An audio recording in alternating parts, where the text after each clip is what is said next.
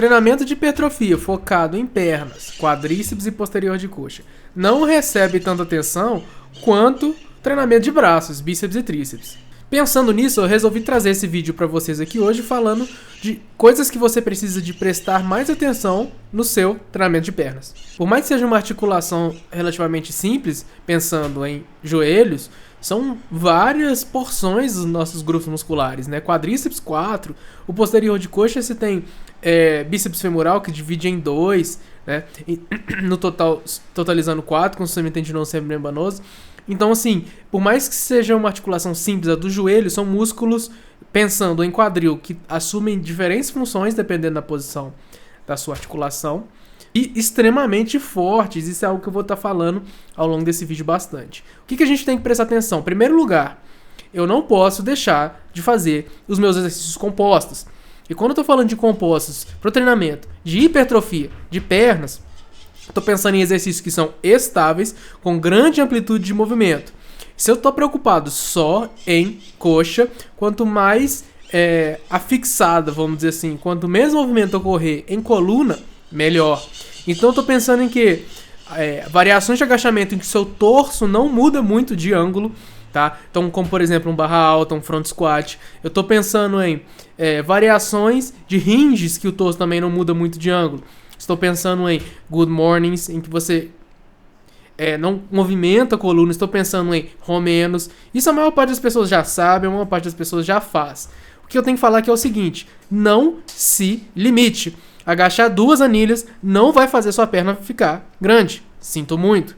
Embora a gente não veja isso acontecendo na academia, é aquele negócio. Se você quer o que ninguém tem, você tem que fazer o que ninguém faz. Eleve os seus padrões. É completamente possível você alcançar 4 anilhas no agachamento. Eu não sou uma pessoa privilegiada, não tenho o benefício da genética. E se eu conseguir, vocês também conseguem.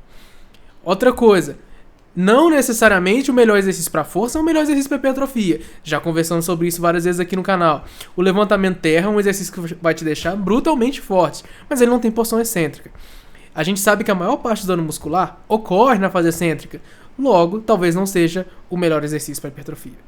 Em último lugar, ao se tratar de isolamentos, quando você está tentando trabalhar determinado grupo muscular, determinada função e movimento de articulação e diminuir o trabalho de outros músculos, você precisa de estabilidade, você precisa de conseguir aumentar a sua carga, tá?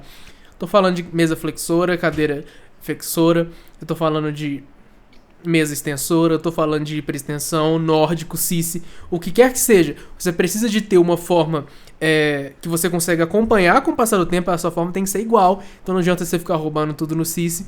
E você precisa que ele seja estável. Então se você tiver uma máquina, tem que ser uma boa máquina que você consegue segurar bem. E você precisa de progredir. O meu maior problema com a máquina de perna na academia é que dava pra fazer o stack todo de peso.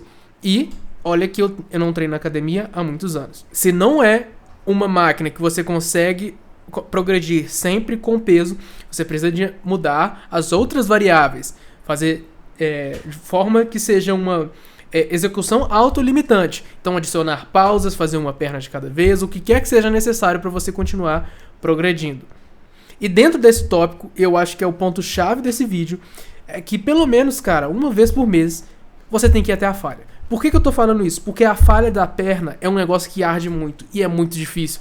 E por ser difícil, a gente evita. E o fato de a gente evitar vai fazer com que o nosso treinamento sempre fique com muitas repetições em reserva. E isso é interessante, tem seus momentos, mas se você está pensando em hipertrofia, você sempre tem que estar próximo da falha, tá?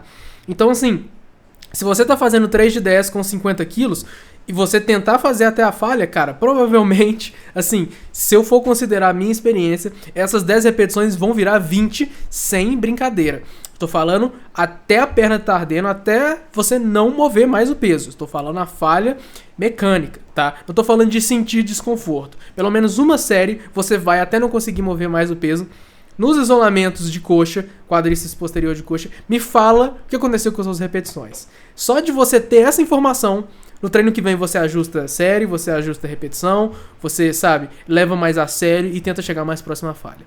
Eu acho que se você ter esses fundamentos, cara, se você tem um exercício composto legal, você tem um exercício de isolamento legal, você acompanha eles com o passar do tempo e leva a próxima falha, não tem como a perna não crescer. Se você assistiu até aqui, muito obrigado.